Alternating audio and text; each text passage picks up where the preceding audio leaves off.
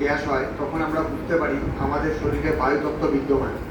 শরীরে বায়ুর পরিমাণ বেড়ে গেলে কোমরে ব্যথা, গাঁটে ব্যথা, সার্ভাইকাল পেন, বিভিন্ন ধরনের রোগ দেখা যায়।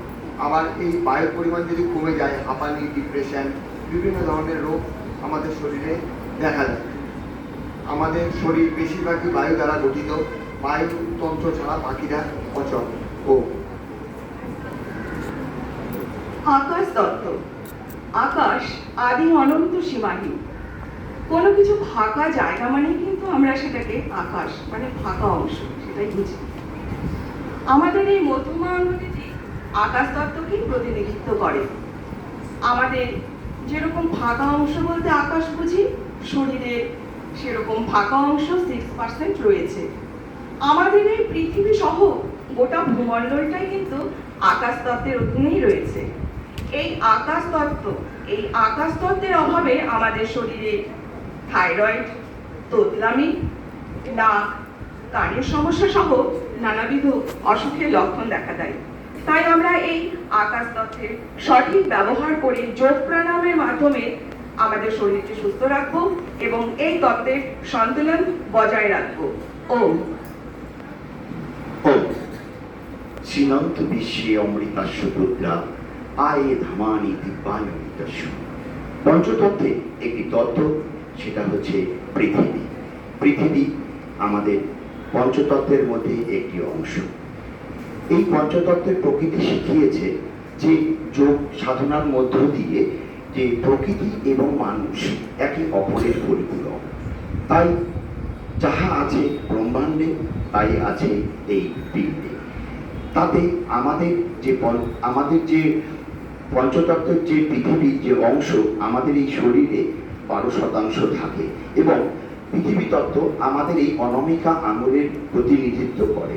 তাই আসুন আমরা প্রকৃতিকে বাঁচাই, সুস্থ থাকি এবং সুস্থ পরিবেশ করি যোগের দ্বারা। ওম ওম। আমাদের এই যে কনিষ্ঠতম আঙ্গুলটি আছে, এই কনিষ্ঠতম আঙ্গুলটি জলতত্ত্বকে প্রতিনিধিত্ব করে। আমাদের এই ভূমণ্ডলে 2/3 জল আছে। আমাদের শরীরে জলের পরিমাণ বেড়ে গেলে পরে যেমন নাক দিয়ে জল পড়া এবং সর্দি কাশি এবং নানা ধরনের রোগের সৃষ্টি হয়। আবার কোনো কারণে জলের পরিমাণ কমে গেলে পরে ডিহাইড্রেশন এবং শরীরের ত্বক শুষ্ক হয়ে কুঁচকে যায়। আমাদের এই শরীর পঞ্চতত্ত্বের সমাহার এবং কোনো কারণে কোনো একটি কম বা বেশি হলে পরে আমাদের শরীরে নানা রোগের সৃষ্টি হয়। তাই শরীরকে সুস্থ এবং স্বাভাবিক রাখতে সঠিকভাবে যোগ প্রাণায়াম এবং সঠিকভাবে এবং সঠিক নিয়ম অনুযায়ী যদি আমরা প্রতিনিয়ত আহার বিহারের মধ্য দিয়ে আমরা আমাদের শরীরকে সুস্থ এবং স্বাভাবিক রাখতে পারি। তাই সর্বোপরি বলা যায় যে করো যোগ, করো যোগ, করো যোগ। ও সকলকে আমার প্রণাম।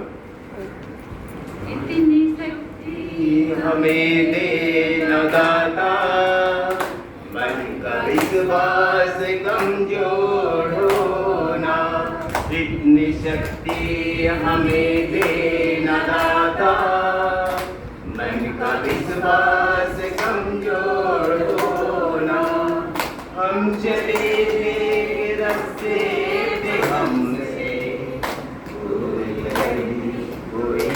भूल होना, भूल करके भूल होना, भूल करके कोई भूल होना। আমাদের পরবর্তী উপস্থাপনা ভালো হচ্ছে, তোমারও ভালো লাগলো, খুব ভালো লাগলো, দারুণ। আচ্ছা, আমরা আপনাদের একটা করে ফিডব্যাক ফর্ম দিয়েছি, এটা আমাদের সুন্দর রবিবারে অর্থাৎ আগামীকাল আপনাদের এটা ফেরত দিতে হবে আমাদের কাছে। এক্ষেত্রে আমি বলে দিই, আপনারা স্বাধীন, এখানে লেখার ক্ষেত্রে আপনারা স্বাধীন। আমাদের দোষ ত্রুটি গুণ যা পেয়েছেন সব লিখবেন একদম মন উজাড় করে। যদি এখানে কোনো ত্রুটি পাওয়া যায় আমরা নিশ্চয়ই পরবর্তীতে সেটাকে শুধরে নেওয়ার চেষ্টা করব এবং আপনারাও সেখানে সহযোগিতা করবেন। এছাড়াও মানে সত্যি সত্যি আমরা যারা এতক্ষণ পারফরমেন্স করলেন তাদের জন্য সবাই- আমার সবাই সুন্দর তরফ থেকে করছে। অসংখ্য অসংখ্য ধন্যবাদ। গুরুজির কৃপা ছাড়া এসব সম্ভব নয়। যান যান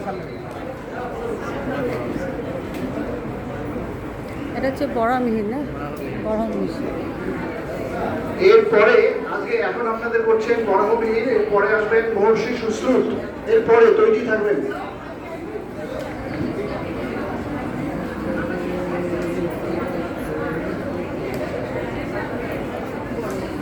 গরম মানে সেই গরম, গা দিয়ে সময় জল পড়ছে, একটু জলও নিয়ে আসলাম। এই জায়গাটা ফ্যান না,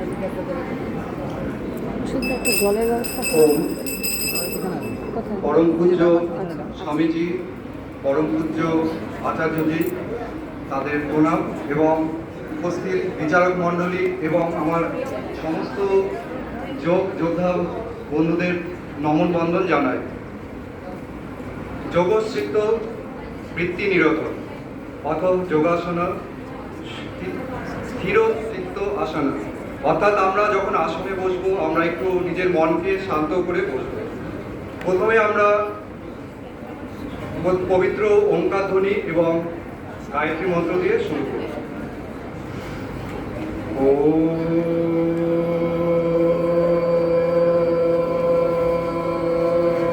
এই, আসুন।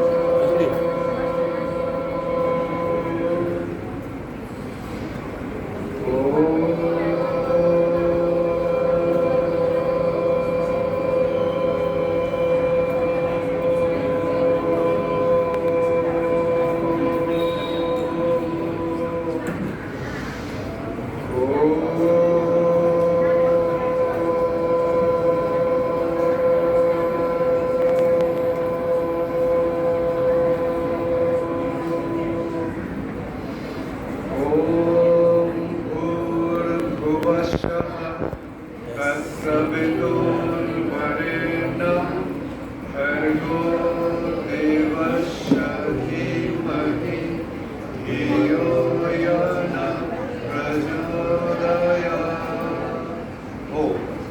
আজকের আলোচ্য বিষয় বরাহমিহির। বরাহমিহির ছিলেন একজন প্রাচীন জ্যোতির্বিদ এবং জ্যোতিষশাস্ত্রবিদ। তার জীবন সম্পর্কে আমরা প্রথমে আলোকপাত করব। বরাহমিহির 505 শতাব্দীতে জন্মগ্রহণ করেছিলেন একটু আস্তে আস্তে। উজ্জয়িনীতে।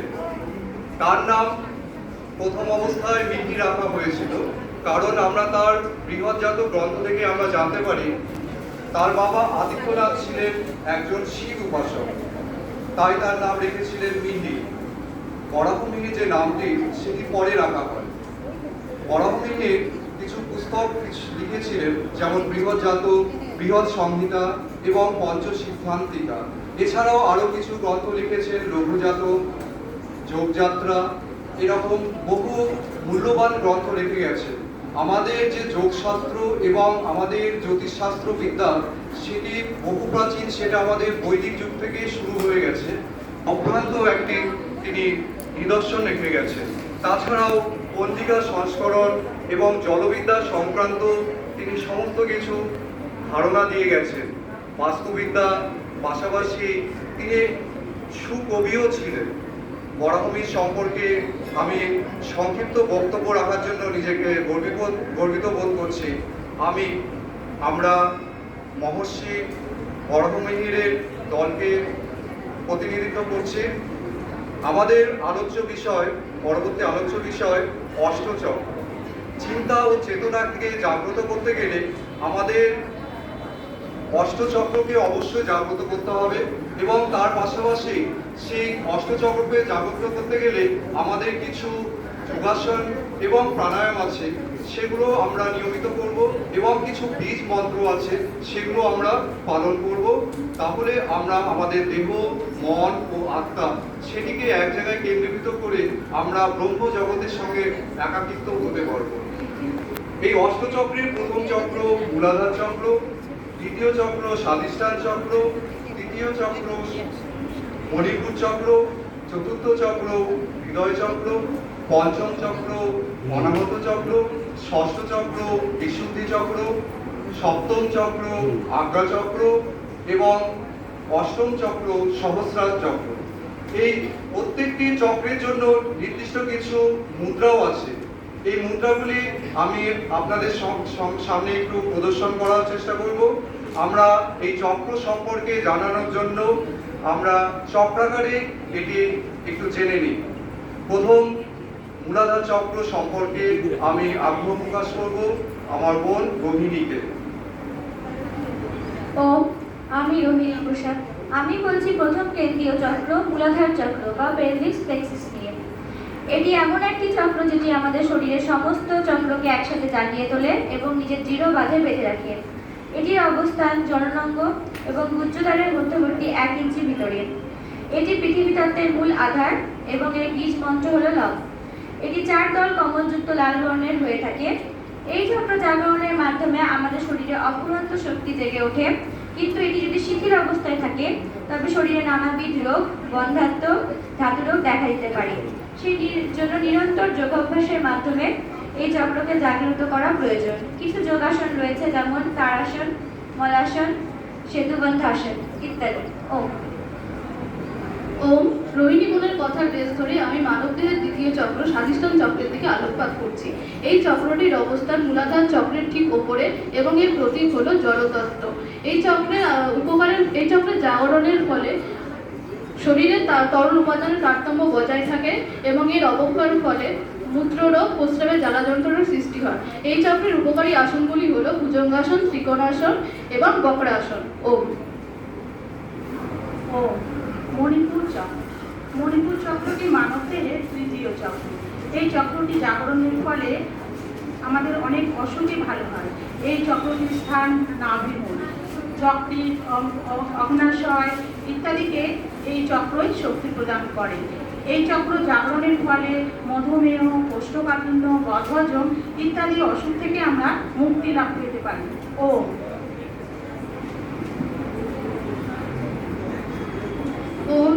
আমি 4 নম্বর চক্র হৃদয় চক্র সম্বন্ধে কিছু বলছি। আমাদের এই হৃদয় চক্র 12 দল সম্পূর্ণ।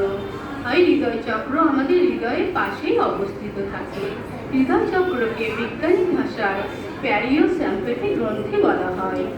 এই হৃদয় চক্রে স্বয়ং শিব ও ব্রহ্মার বসবাস থাকে।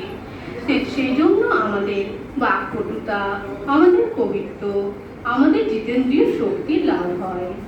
সাধকেরা এই চক্রের ধ্যান ও আসনের মাধ্যমে আমাদের হৃদরোগ হয় না। এই আসনগুলো হচ্ছে পশ্চিম উত্তরাসন, ধনুরাসন আর হচ্ছে আসন ওম।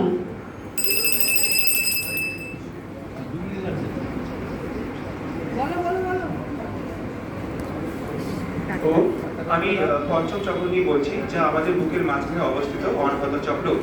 এটি আমাদের নিয়মিত অভ্যাসের ফলে, যেমন সেতুবন্ধন ও মৎস্যাসনের মতো যোগাগান এবং ইয়াম মন্ত্র জপের মাধ্যমে এটি সক্রিয় করা যায়। এছাড়া এটি নিয়মিত অভ্যাসের ফলে আমাদের হৃদজনিত রোগ, শ্বাসকষ্ট, থাইরয়েড এবং মানসিক অবসাদের ঝুঁকি অনেকটা হ্রাস পায়। এটি আকাশতত্ত্বের সাথে যুক্ত।